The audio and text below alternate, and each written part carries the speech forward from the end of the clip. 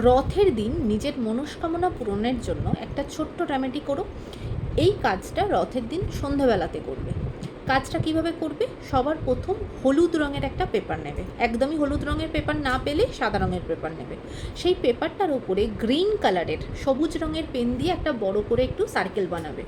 সবার ওপরে লিখবে জয় জগন্নাথ, তারপরে নিজের নামটা লেখো, নিজের গোত্র লিখবে যদি জায়গা থাকে, আর যদি না হয় লিখবে না।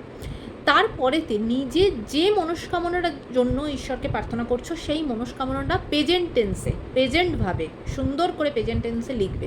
ছোটো কথাতে লেখো, কিন্তু সুন্দর করে প্রেজেন্ট টেন্সে বর্তমান অবস্থাতে, যে ধরো তুমি জিনিসটা হয়ে গেছে, পেয়ে গেছো, এরকমভাবে জিনিসটা লিখবে। সেটা তোমার জব হতে পারে, তোমার পড়াশোনার রিলেটেড হতে পারে, তোমার ফিনান্সিয়াল জায়গা রিলেটেড হতে পারে, ম্যারেজ রিলেটেড হতে পারে। তোমার যে মনস্কামনাটা সেটা ওই সার্কেলটার ভেতরে লিখবে। এইবারে এই কাজটা সন্ধ্যাবেলায় করবে। সেটা কাজটা তোমার ঠাকুর ঘরের শ্রীকৃষ্ণের বা জগন্নাথ দেবের বা তোমার নারায়ণের যে কোনো রূপ, যে কোনো ফটো মূর্তির সামনে এই কাজটা করলেই হবে। তার সামনে এবার ওই ফটো বা ঠাকুরের সামনে তুমি ওই কাগজটা, যে কাগজটাতে তোমার মনস্কামনাটা লিখলে, সেটা তার পায়ের কাছে রাখো। এবার একটা হলুদ রঙের পোঁটলি বানাবে। সেই পোঁটলিটার ভেতরে কী কী থাকবে? 5টা এলাচ, 5টা লবঙ্গ আর একটা পাতিলেবু বা গন্ধরাজ লেবু, যেটা তুমি পাবে। ওই পোঁটলিটার ভেতরে ওটা বেঁধে নিলে ভালো করে, এবং হলুদ রঙের সুতো দিয়েই পোঁটলিটা বাঁধবে। বেঁধে ওই পোঁটলিটা কিন্তু যে কাগজটা বানালে তুমি, সেই কাগজটার ওপরে রেখে দিলে। রেখে ঠাকুরকে তুমি হলুদ রঙের বস্ত্র, হলুদ রঙের ফুল, হলুদ রঙের মিষ্টি অর্পণ করতে পারো। ঠাকুরের পান্তুয়া, ঠাকুরের খুব প্রিয়, এগুলো তুমি অর্পণ করলে।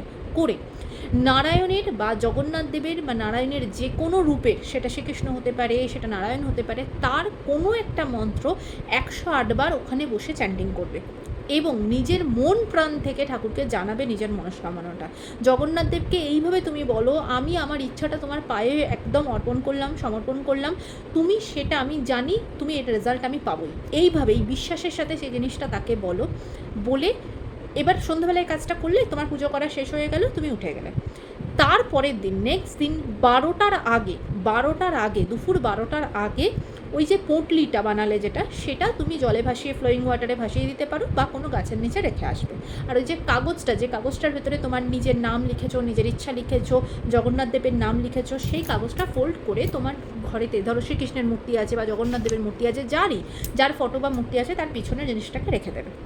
এইভাবে এরপরে যখন তোমার মনস্কামনা পূর্ণ হয়ে যাবে, তখন তুমি জগন্নাথ দেবকে ভালো করে পুজো দাও বা বাড়িতে সত্যনারায়ণের পুজো দাও, দিয়ে ওই কাগজটা, তারপরে যে কাগজটা তুমি রেখে দিলে, সেই কাগজটা তারপরে তুমি ফ্লোয়িং ওয়াটারে বা কোনো গাছের নিচে পুঁতে দিলে। এরকমভাবে কাজটা তুমি করো। খুব মন প্রাণ দিয়ে জগন্নাথ দেবকে স্মরণ করে এই কাজটা করে দেখো, অবশ্যই উপকার পাবে।